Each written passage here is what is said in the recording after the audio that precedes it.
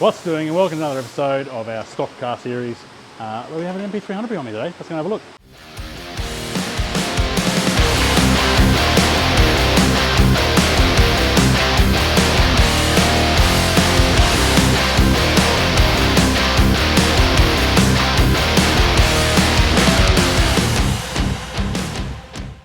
So we have an NP300. It's completely stock, apart from wheels and accessories. But otherwise, she's completely stock. I'll come back so you can see. But yeah, completely stock exhaust, stock intake, no snorkel, no nothing. Standard airbox, everything's all stock. We've already run it up, so let's go and have a look. So you can see here we've got 106 kilowatts and 367 newton meters, and typical Navara does these things, and we'll have a look at what's graphs we've got here going on. So I bring up a couple of little logs that we log here. This is a massive thing. Intake air temps, absolutely stupid. The intercools on these are really, really bad. Our AFRs aren't so too bad. Starts down low, it's just around 20 to 1, so it's not bad. And our manifold gauge pressure, our boost pressure is about 26 psi, 27 psi standard peak. This is the killer of power in the NP300s. What kills them generally is the bull bar, because the intercooler is down in there. So you can see this bash plate blocks half of it, and I'm getting down low so you can see the rest of the intercooler. But as you're sitting here looking at it, that has no airflow. So the intercoolers down here are bad in factory position, let alone with a bull bar. We highly recommend putting a proper intercooler in at the top so you get this airflow in behind the grille here and keep those intake air temperatures down. So I said we've already run this one up. It makes an average sort of power, 100 kilowatts, 367 newton meters. So I've got a file here for it ready to go. So I'll load that in, make sure everything's okay, do a couple of checks, we'll run it up again, and then I'll see what the outcome is at the end. Like I said, biggest number one recommendation for these NP300s is that intercooler. People ask me all the time, what do I recommend the most? First is that. Airboxes and hot pipes and all those other things. And the other one is obviously a throttle body pipe. I'll put a picture in here. The throttle body pipes are a plastic bend with a sensor inside them. They are glued in from factory. The glue melts and shoots the sensor out, and it's not fun after that. So that's another thing I recommend, just not even a stock car. If you have an NP300 and it's stock, they're getting up in Ks now, getting up in age. I highly recommend them. They're not very expensive. We have them here in stock. There's plenty of places that make them. I highly recommend one of those. But yeah, that and an intercooler are the two things I highly recommend. Let's get into the tuning and see what she does.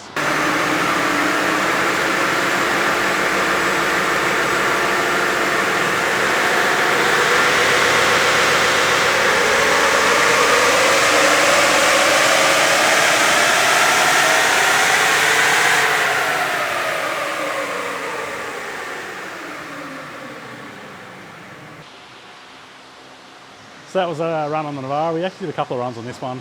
I found a couple of things I could tweak with and play with, so let's have a look at what we got. So we got 106 and 361 that came in, or 367, sorry. Then 152 and 454. So that was pretty good, I was pretty happy. But I thought I could have a bit of a tweak with a bit more torque in it, so I had a bit of a play with some injection stuff. And we got a bit more out of both. So we come up good. Some nice big gains. We fixed this little dull problem here they all have. Tidied that up in there, and that converts through to here. So you can see the dull. It's just a Navara thing, so we fix that up. Top secret stuff, but yeah, we get that nice and smoothed out, nice and clear. So let's have a look at the boost. A bit hard to see boost and AFR together the way we can graph it and keep it easy to read. So the dotted lines now is the power side, just so we can see the AFRs. So pink line is as it came in, you can see it leans out, and that's where it was losing torque in that middle range. So we tidied that up, we fixed that, and now you can see our AFRs are a lot smoother and come through here. So we start out at about 16 to 1 and taper out and go nice and lean at the top. So let's flick it over and show you through some boost. And there we go there. So now you can see boost lines here, factory here, and now a nice flat line through here. So you can see it all corresponds in this here. I'll actually use some RPM so you can see what RPM that is. And you'll see it's causes lots of drama in that area. We'll get real numbers. Oh, that's not real speed. We want the engine speed. You go on auto. So yeah, so you can see the dip there around that sort of 2800 to 3200, 3300, somewhere there. It falls out, which is your normal sort of mid-range where you are. So we've tidied that up, fixed that problem, and no more mid-spot, low-range dramas. And nice and pretty, drive really well, and has some good fuel economy. But Ultimately, that's what we want, some big gains in our diesels. And yeah, I always said, try and, I don't want to say always, but try and target for that 100 Newton meters. When I say always, like these four-cylinder stuff, a good 100 Newton meters is a good noticeable gain. You get a Land Cruiser on, which I'll hopefully get a stock one on this week. There's one coming in. It's massive, like it's 100% gain, like 120% gain. It's stupid numbers, just because they're so detuned from factory. But the Navaras, yeah, there's a couple of things we've found over the years between having my own one and doing hundreds, if not thousands of these things. We've found heaps of little tweaks to make these things right, between hard cut limiters we can do now, and fix that mid-range spot where the turbos flap over and cause some dramas there. So yeah, Navara, it's they're good. They make good gains. I said 106 and 367 through 160, so it's picked up 60 kilowatts ish, 50 or something kilowatts, and just over 100 Newton meters. So it's a good gain. Stock car. The only thing we do say, like I said earlier, is those intercoolers. Big thing on the intercooler. Highly recommend replacing them. And those throttle body pipes are another thing as well. We carry the throttle bodies in stock. Intercoolers are a little bit hard. If you have a bull bar and a winch, it changes what you can and can't have, because you only have a small one that goes at the top because the winch is down below. If you don't have a bull bar or you aren't going to have a winch, we can run a full intercooler. So I don't carry them in stock just because there's too many different variables. The other thing they have problems with these intake pipes. You can see the Concertina. When they do a body lift, that sort of drops down 2 inches, so then this stretches up 2 inches and they collapse and suck in. I've done a couple of videos on those, so if you want to go digging, you'll see those. Otherwise, airboxes work pretty good. Everything else works pretty good. The hot pipes leak, you can see there, they leak a bit of oil. Super common.